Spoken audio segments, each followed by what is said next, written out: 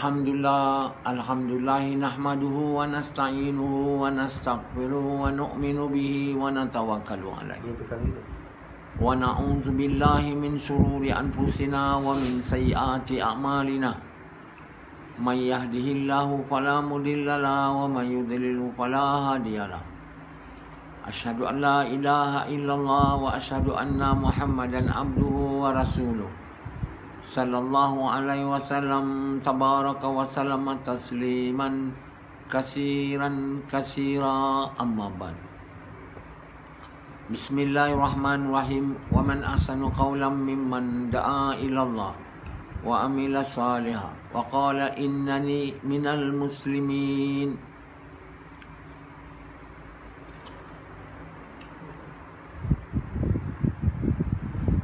Tuan-tuan, bapa-bapa sekalian,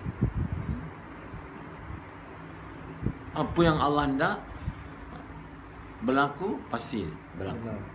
Dan apa yang Allah tak nak berlaku, tak mungkin dia boleh berlaku, walaupun seluruh manusia berkumpul untuk melakukan benda itu, mau melakukan benda itu. Namun jika Allah tak kehendaki dia berlaku, dia tidak akan berlaku. Jadi yang mengatur keadaan alam ni Allah. Allah adalah pengurus dia. Allah yang mengurus alam ini, yang jadi manager. Manager pengurus kan? Dia adalah pengurus alam ni. Jadi pengurus tu yang berkuasa menguruskan alam ni. Tak ada siapa Allah beri kuasa nak menguruskan alam ni. Tidak malaikat, tidak jin, tidak manusia. Allah mengurus alam ni, dan Allah punya dalam pengurusan dia tu, dia ada rules yang dia ikut. Rule tu dia juga buat. Jadi kalau tak ikut rule tu, dunia ni tak terurus. Allah akan dunia ni ikut urus yang mana membuatkan dunia ni tak terurus, kucar-kacir. Sebab Allah dah tak suka. Jadi apa yang Allah lihat, iman dan amal manusia, hati dan amal manusia. Jadi manusia kena faham tu. Bukan faham, dia kena percaya bahawa pengurus alam ni Allah, dan Allah mengurusnya ikut satu law, undang-undang. Allah akan ubah keadaan alam ni mengikut iman amal manusia yang tinggal kat dunia ni. Jadi kalau manusia punya amal tak baik kerana iman yang rosak, maka Allah bagi taufan, bagi gempa bumi, bagi huru hara. Macam mana kita lihat di Amerika sekarang, bila orang kulit hitam tu dibunuh, bukan seorang, jarang, ramai dah dibunuh oleh polis.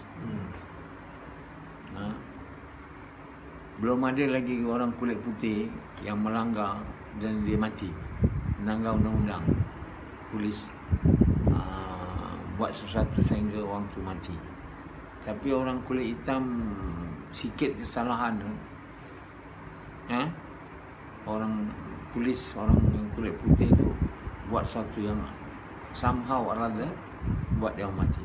Kalau satu kes mungkin accidental lah kan, kesnya bukan satu, banyak kes. So it become like satu rule of law pula di kalangan polis Amerika, bahawa orang kulit hitam ni boleh dibunuh.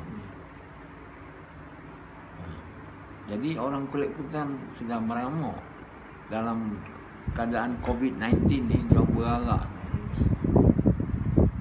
dia orang dah tak kira lagi dah, menjerit sana, bakar, buat kucak-kacir lah. Polis lagi tambah. Lepas tu Trump pula order mereka yang buat rusuhan ni, order polis guna senjata. Lepas tu Trump panggil bawa Bible depan church tu. Jadi diorang semua marah sama Trump. Trump sebenarnya tak ikut kita punya gereja, dia kata. Saja berlakon pegang Bible tapi tak percaya dan tak ikut Bible tu. Bible kata love. Kita kena love, kasih sayang. Ini suruh polis gunakan kekerasan. Polis semua suka dengan Trump. Jadi ini menyebabkan huru-hara lah. Yang buat huru-hara tu Allah Ta'ala. Jadi akan huru-hara lagi. Itu baru kes tu. Kes orang kulit hitam dibunuh tu. Dia sebenarnya polis tu tekan dia punya leher. Dia tunduk tekan, lepas tu dia mungkin tekan dia punya vein tu kan. Memang kawasan leher ni very sensitif. Ada urat. Kalau dia tutup sekejap je darah tu, mati jantung. Tak boleh nak pump kan. Jadi tuan-tuan bapa sekalian, ini semua huru-hara kita lihat Amerika. Yang mereka kata great nation. Yang mana Trump kata, saya jadi presiden supaya nak buat Amerika great again. Jadi apa yang berlaku? Nak great again ke Allah yang buat dia great ataupun hina, tuan? Buat masa ni di seluruh dunia tak ada negara macam dia. Jadi ini kerana amal buruk dia. Orang putih mempunyai kepercayaan bahawa hitam ni orang jahat, hitam ni orang buruk, hitam ni orang yang rendah lah. Jadi kalau Samad pergi hijrah ke Amerika, dia mesti termasuk dalam orang kulit hitam. Dan Hanzalah juga, Rashidi. Mungkin saya masuk brown, Yazid masuk brown, tapi kamu semua masuk black. Jadi satu perkara, mereka sebenarnya dia orang telah bawa orang kulit hitam ni jadi dia punya hamba tahun 1640 gitu. Jadi mereka macam negeri kita lah sekarang ni, maju. Masa tu dia orang dah maju, dia orang tak ada pekerja. Nak kerja kat ladang dia orang semua dah macam kita lah, tak mau kerja ladang lagi. Nak mau kerja yang teknikal punya. Jadi untuk bagaimana nak dapat pekerja? Cerita senang lah, ambil orang kulit hitam kat Afrika tu. Macam kita sekarang mereka jadi pekerja, bayar gaji semua kan. PT, parti. Parti apa mana? Datang asing tanpa izin. Oh, pekerja tanpa izin. Yang tengah izin apa nama? Mereka semua datang dapat bekerja, dapat duit. Mereka zaman tu dia orang jadi hamba, tak dapat duit, dapat makan je dan dapat kena pukul kalau tak kerja. Jadi dia punya keyakinan tu, orang putih ni, keyakinan pada orang hitam ni, orang buruk, orang rendah, orang tak tahu apa, orang bodoh, semua ada kat kepala dia. Dan dia tu telah ada dalam hati orang putih ni sejak tahun berapa ratus tahun tu. Sekarang tahun 2020, tahun 1640. Berapa abad dah? 45 abad dah. Dalam kepala mereka dan dalam hati mereka yakin yang salah terhadap orang hitam. Jadi walaupun Abraham Lincoln kan, bebaskan orang hitam, tak jadi hamba lagi. Dia orang pun buat statue dia, kerana dia membuat satu perubahan yang besar, iaitu menghancurkan menghancurkan praktik menjadi manusia hamba pada satu manusia lain. Manusia ni tak boleh jadi hamba pada manusia lain. Allah tak suka. Sebab itu Allah buat macam-macam perintah, melalui mana kalau hamba dibebaskan, ini dapat, hamba dibebaskan ini. Waktu tu kalau kamu tak dapat, kalau kata kamu bersetubuh dengan bini siang hari bulan puasa, nak lepaskan tu, antara kafarahnya bebaskan hamba. Kan? Jadi Islam dia dah lama tak mahu slavery ni. Abraham Lincoln bila jadi Allah cara dia penuh bijaksana. Jadi dia perlahan lah kan. Jadi tuan-tuan bapa sembilan, manusia tak boleh buat manusia lain hamba. Semua manusia ni sama dalam Quran begitu. Dan kamu ni bersatu keluarga. Dan kamu kalau benar beriman bersaudara. Jadi Islam jelas bahawa tidak ada Arab lebih baik dari bukan Arab. Tidak ada bukan Arab lebih baik dari Arab, melainkan yang takwa. Dah jelas. Takkan pula yang hitam lebih baik daripada yang putih, atau yang putih lebih baik daripada yang hitam. Tak ada. Dalam Islam, dalam hadis Nabi ni, yang Nabi bagi tahu di khutbah dia yang akhir, yang benda paling penting tu sebenar, iaitu kita ni mesti menganggap manusia ni semua sama, melainkan bezanya takwa. Jadi perkauman ni tak boleh dalam Islam ni. Yang Amerika ni dia mengamalkan perkauman lah. Jadi mereka dah faham orang kulit putih ni lebih baik dari orang kulit hitam. Jadi kalau orang kulit hitam buat silap, memang patut dia orang ni, sebab dia orang buruk, mari kita kerjakan dia orang. Kan? Kalau orang putih buat, dia orang tak berapa nak kerjakan dia, tangkap, pegang, handcuff macam itu je. Pukul dia tak ada. Sebab dia kata putih mulia. Sebenarnya fahaman putih mulia, hitam ni buruk, bukan dekat orang je, dekat makanan kita pun. Makanan kita, gula tu sepatutnya tak boleh putih. Gula ni brown saja, tapi diputihkan juga. Sebab manusia tak suka makan gula brown. Ada suka, yang suka putih juga. Begitu juga garam. Garam tu tak putih, tapi diputihkan. Jadi memang, yalah, orang putih semua dah masuk dalam kepala. Mugabe kata aku tak apa hitam, asalkan aku pakai toilet paper putih untuk basuh aku punya berak. Jadi dalam semua perkara, kan, manusia dia relate warna ni dengan kemuliaan dan kehinaan. Putih ni mulia, baik, bagus. Hitam buruk, jahat, bodoh. Jadi susah nak terima orang hitam baik. Susah. Baik itu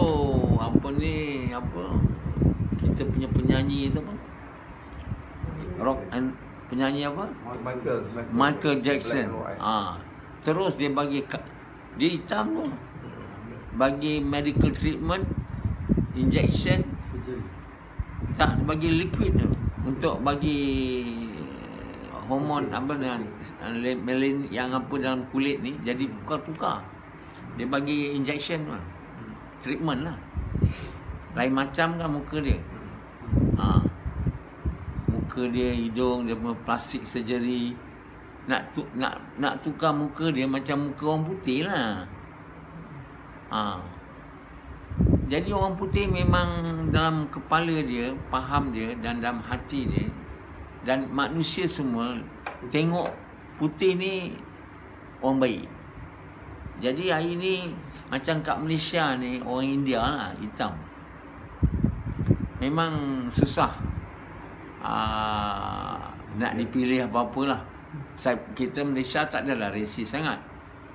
Tak adalah perkauman sangat. Tapi masih dalam kepala kita melihat orang yang hitam ni macam orang rendah. Faham? Orang putih tu lagilah.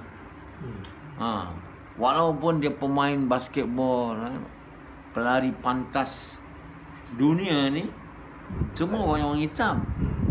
Kita tengok yang row pelari ni semua hitam. Tapi cuba tengok Ratu Cantik, ada tak hitam?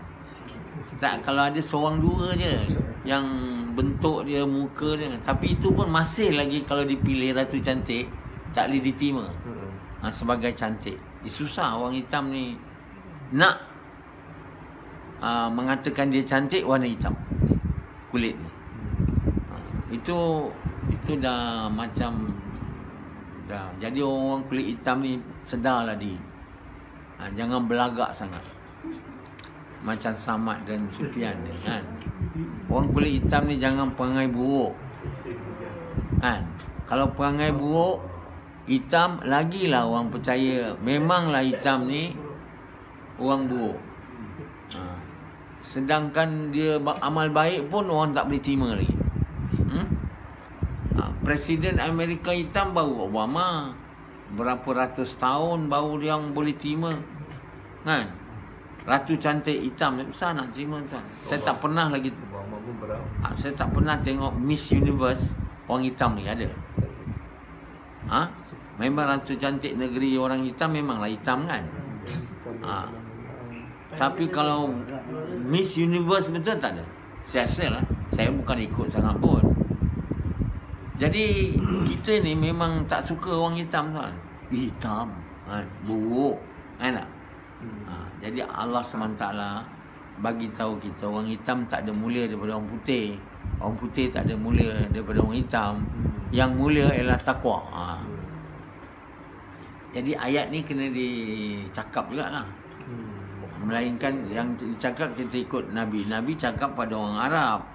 Arab tak mulia daripada orang ni. Kita kena cakap Cina tak mulia dari orang bukan Cina. Bukan Cina tak mulia dari orang Cina. Yang mulia adalah orang takwa. Begitu je. Orang India tak mulia dari orang Melayu. Orang Melayu tak mulia daripada orang India. Yang mulia ialah orang takwa. Barulah relevan sikit cakap tu kan. Jadi cakap lagi orang Melayu tak mulia daripada orang bukan Melayu. Orang bukan Melayu tak mulia daripada orang Melayu. Itu yang kena cakap. Hadis tu kena diubah sikit. Makna sama juga. Yang mulia ialah takwa. Jadi di kalangan kita ni pun sikit yang putih kan. Yang putih tu dianggap baik, pandai kan. Yang hitam tu dianggap buruk dan bodoh. Iaitu semua pejuang di Amerika tu yang dibunuh tu siapa?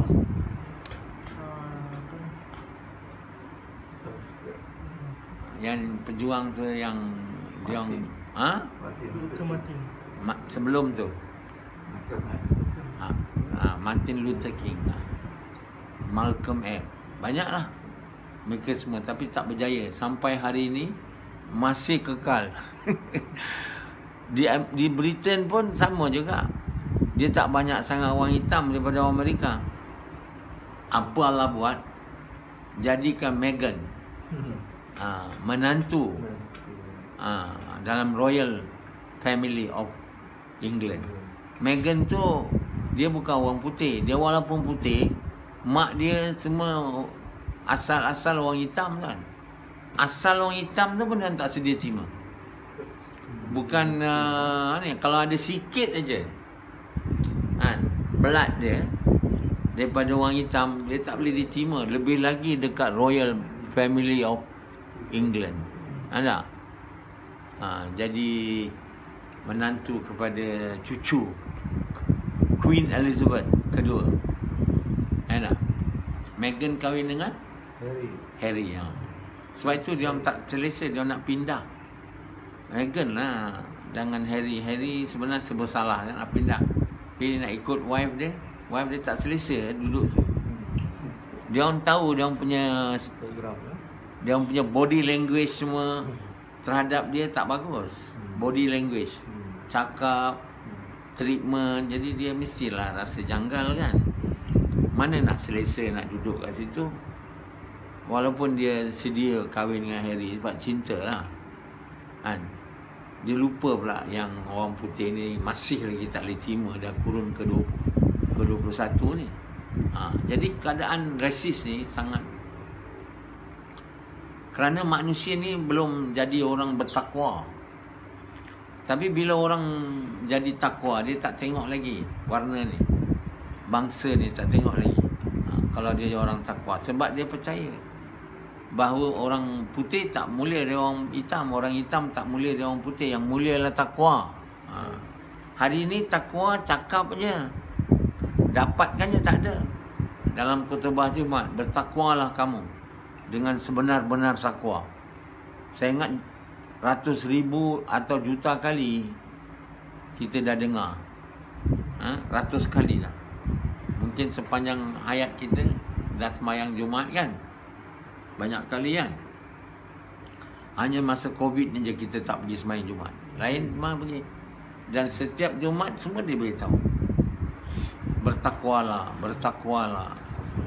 Jadi orang Islam masih tak faham kenapa sembahyang Jumaat, khutbah sembahyang Jumaat ni, yang ini mesti tak boleh tinggal. Dia orang tak pernah fikir kenapa perintah untuk cakap bertakwalah ini jadi fardu. Kalau tidak ada amanah, tidak ada kita, kalau tidak ada dalam khutbah tu kita sebut supaya menyuruh orang bertakwa, maka khutbah tu tak sah. Khutbah tu tak sah, mana boleh sembahyang Jumaat tu sah. Berturutlah dia. Jadi tuan-tuan yang mulia, apa sebab tu? Itu tak fikir. Samad tak fikir, Yazid tak fikir, semua orang Islam tak fikir. Dia berpuas hati bahawa rukun khutbah fardunya mesti kata bertakwalah. Itulah saja yang tahu. Dia anggap bercakap tu dah cukup dah. Sebab apa Allah suruh kita bercakap tu? Kita tak fikir. Dan kita tak usaha pun nak buat. Dan nak tahu. Tak, dah lama dah Islam, bukan baru je. Dekat 1500 tahun dah orang baca khutbah. Tapi apa yang orang Islam buat untuk jadi takwa? Ada. Mereka cakap, naklah kamu bertakwa dengan mentaati semua perintah Allah dan meninggalkan semua larangannya. Itu bukan cara nak dapat takwa. Itu ialah sifat orang takwa. Sifat orang takwa ni, dia taat semua perintah Allah. Dan dia meninggalkan segala larangannya. Bukannya cara nak mendapatkannya. Kita kata orang yang beriman, orang yang takut dengan Allah, atau orang yang cinta dalam hatinya Allah, katakanlah itu bukan cara nak dapat jadi orang beriman. Itu adalah kualiti orang beriman. Nak dapat orang menjadi orang beriman, kena ada cara dia. Cara dia buat kerja. Jadi iman dan takwa ni dia lebih kurang sama. Kuat iman ke satu tahap yang Allah mahu, atas lagi, baru jadi orang takwa. Kalau kita ada iman bukan ke tahap yang Allah mahu, kita tak namanya orang takwa. Takwa ni orang yang takut dengan Allah. Takut tu bukan macam kita takut dengan rimau. Macam sekarang kita tengok rimau takut kan? Betul tak? Kamu takut kan? Siapa takut dia syirik sebenarnya. Betul tak? Harimau dengan harimau hidup dengan harimau plastik, dua-dua sama. Cuba satu orang tu dia takutkan macam harimau kan, kat majlis ni tunjuk kan, tiba-tiba mengaum kat situ. Semua angkat badan, lari. Saya tengok bukan harimau betul. Harimau yang silikon dia buat silikon boleh gerak-gerak punya. Kan? Tapi dah semua menjerit, dah terus cabut lari. Betul tak? Tapi bila dia ketahui bahawa itu silikon, dibuat dari silikon, semua dia alamak kau ni betul-betul lah, kau buat hal aja. Kita takut dengan harimau. Itu kata Maulana Yusuf Rahmatullahi. Iman kita kena sampai tahap harimau plastik, harimau betul sama aja. Tak boleh bagi bahaya, tak boleh bagi manfaat. Bukan saja harimau yang kita tahu. Jadi takut dengan harimau tu bukan takwa. Takut dengan bini pun bukan takwa. Bini datang kemain. Tapi dia takwa, dia takut bini tu supaya jangan bini marah. Sebab dia tak boleh tahan dia punya apa, coloteh ke, ataupun dia sangat sayang kat bini dia. Satu, dia takut bini sebab bini tu pukul dia ke apa ke. Itu takut macam takut pada harimau. Satu lagi, dia sangat cinta kat bini tu, tak mau bini tu luka. Macam Yazid lah. Yazid cinta kat bini dia sebab bini dia sangat baik. Jadi dia tak mau melukakan bininya. Anda kata dia ceraikan dia, atau kahwin satu lagi. Itu dia tak mau buat. Sebab dia sangat cinta dengan bini dia. Dia tidak mau melukakannya. Itu mirip sangat dengan cinta kepada Allah. Jadi takwa ni sebenarnya bukan takut dengan Allah dalam perkataan takut begini. Dia sebenarnya cinta. Itu yang sebenar. Cinta kepada Allah begitu sekali. Bila tinggi iman, tinggi cinta. Bila tinggi cinta, tak mau langgar perintah Allah. Sebab tak mau buat Allah murka. Sebab Allah sangat dicintai oleh dia. Itu takwa yang kita sebutkan. Takwa pada Allah. Tapi dalam literal word, takwa, yang susah nak diterjemah ke mana-mana bahasa pun, atau kepada bahasa Melayu, iaitu takut Allah. So we must clarify that takut tu bukan macam takut kepada makhluk. Macam takut bini, boleh juga takut dia pukul kita. Garang bini kan, kita tak maulah kahwin dua. Nanti hari-hari disebatnya aku. Garang karate pula bini tu, dapat black belt pula, habis kena lipat. Dah lah aku lipat dia masa kat katil, kemudian dia lipat aku. Takut. Ataupun dia cinta bini, dia takut. Itu mirip sikit. Tapi cinta bini tak ada guna. Itu namanya bukan takwa. Kita boleh pakai takwa bini, tak boleh. Takwa tak boleh diguna untuk bini makhluk, tak boleh. Ini orang yang cinta bini sampai takut nak melukakannya, ini orang bodoh. Takut nak kahwin dua sebab cinta bini kan. Saya sayang kat bini saya, tak sanggup saya nak kahwin dua, melukakannya. Ini kahwin dua bukan kerana perintah Allah. Kalau Allah perintah kahwin, apa pasal kita tak mau? Dia memanglah kalau Allah tak perintah, tapi kalau Allah perintah kita kena buat juga walaupun melukakan. Kita boleh ikut suka kita. Kita kahwin dua ke, kita tak kahwin ke, semua ikut perintah Allah. Ada perintah tak bagi saya? Tanya pada Amir Sab, kerja dakwah ni. Ada perintah tak? Nanti Allah akan ilham kat dia, ataupun dia ada basirah. Kalau kamu tak mesyuarat, kahwin 2-3 kahwin aja, ini semua tak ikut perintah Allah punya kahwin. Tapi dia orang semua tak suka nak mesyuarat hal ni. Saya ada mesyuarat Amir Sab. Apa mesyuarat?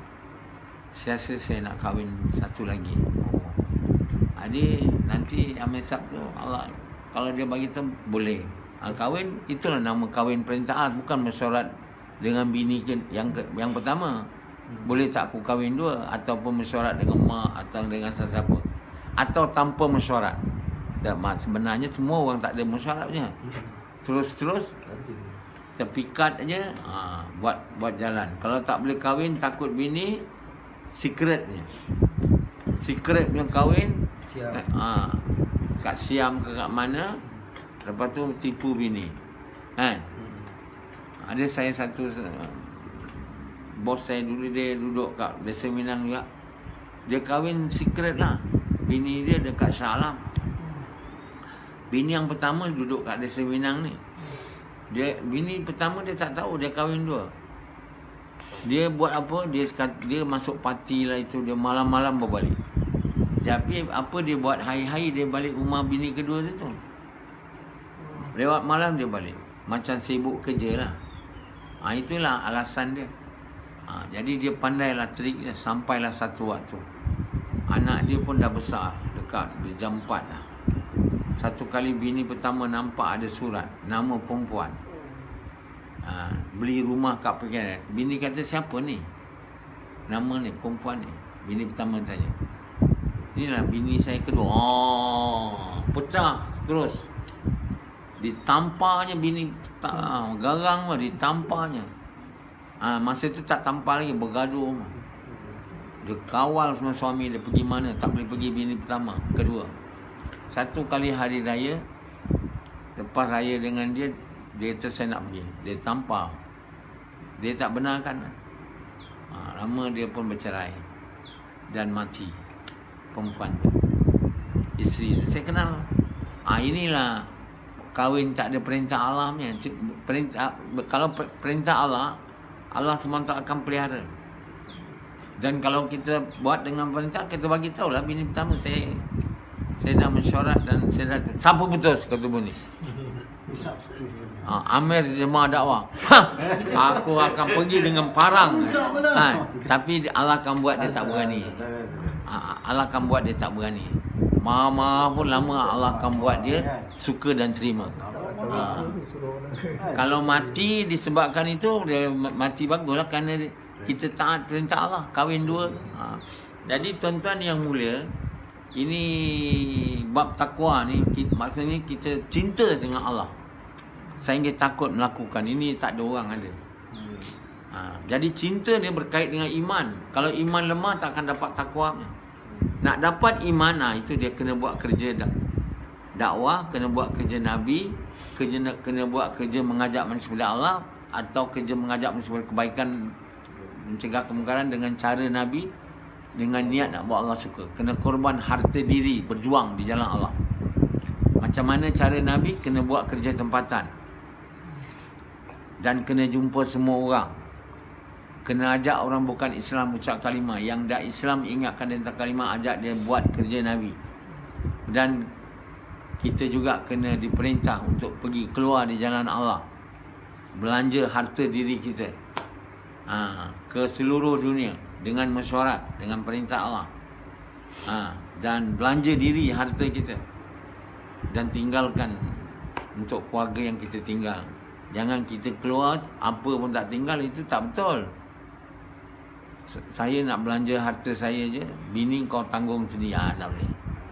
Walau dia pun bekerja, kita kena tinggalkan tadi. Jangan, sebenarnya isteri punya pendapatan ni kita paksa dia. Kalau dia sendiri dengan rela hati, bolehlah. Kalau dia dengan terpaksa, tak boleh. Jadi kita sebenarnya macam Rashidi, marah bini dia tak kerja, tak boleh. Dia kena marah diri dia tak kerja. Bini bukan untuk kerja, bini untuk menadah je, untuk melayan, kan? Ini tak, suruh bini kerja.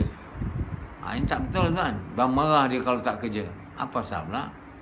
Kita kena kerja, bukan perempuan kena kerja. Ini yang lebih baik, perempuan tak payah kerja, jaga anak. Kalau lah, kan? Kalau dia nak kerja pula, kau pergilah sendiri pula. Janganlah cuba susah-susah hantar dia kerja, itulah, ambil balik, sampai balik rumah lewat. Ini semua menyusahkan. Jadi kita sebenarnya suka dia bekerja. Lepas tu dia mana nak jaga agama kalau banyak bekerja? Mana nak jaga anak? Jadi anak semua kena suruh orang. Dah tambah lagi. Macam-macam hal tu, kan? Allah dah bagi bagusnya perempuan adalah baik, jangan kerja. Tapi nak kerja juga. Kerjalah. Tanggunglah sendiri. Tapi perempuan ni nak kerja sebab dia nak banyak duit, supaya dia beli baju baru tiap bulan. Perempuan ni dia suka baju baru. Baju ni tak habis-habis kena tukar. Kalau kena pakai duit lelaki, mana nak dapat buat macam tu? Lelaki beli sikit-sikit je. Ini dia nak tukar. Ni make up, itu semua kena duit. Jadi kalau bekerja, bolehlah guna duit tu. Paling mujahadah perempuan ni, dia tak boleh jadi lawa. Tak ada make up. Itu dia memang tak suka sangat lah. Kecuali perempuan takwa. Jadi takwa ni tuan yang mulia dapat bukan dengar khutbah 1000 kali, 2000 kali. Tak boleh dapat takwa. Dia dapat takwa dengan dapat iman yang kuat ke tahap yang Allah suka. Atas lagi, iaitu kena buat kerja dakwah. Tidak buat ini tuan yang mulia, kerja dakwah macam Nabi, takkan dapat iman, takkan dapat takwa. Tinggal cakap saja seperti sekarang ini. Gas ya.